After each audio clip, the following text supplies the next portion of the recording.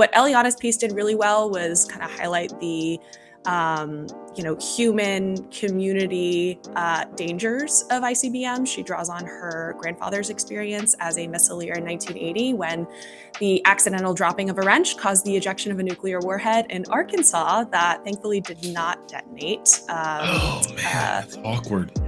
Yeah.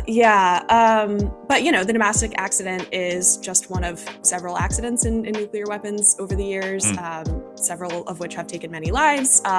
Yet we have 400 missiles sitting in silos in Montana, North Dakota, other places, and we're replacing all of them again at incredible cost. Thomas Schelling, who's the fucking guru wizard of coercive violence, he wrote in the 80s about needing to eliminate the ICBM force because it makes American territory into a target. It creates incentives for the adversary to light up the American homeland, and we don't get a lot out of it. Like in terms of added deterrence or whatever, we're covered with subs and bombers if you're going to subscribe to that logic in the first place. And so we need to cut our overall ICBM force by at least 100. We need to denuclearize our ICBM force, retrofit conventional warheads on them, which basically turns it into like a prompt global strike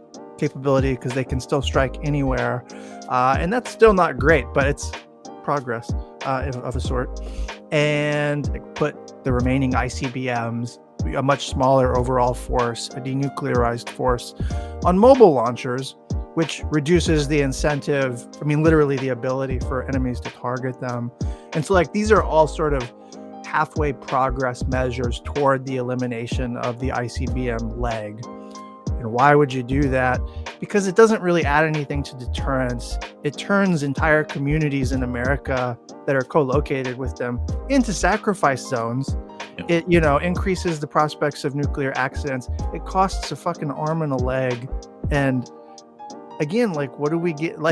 For what? For what? So... Yeah, and it encourages first use, right? The main benefit of ICBMs is supposed to be that it gives the president a push-button nuke capability, but because you never know, a bomber could get shot down or a submarine could get lost or something, or you lose comms.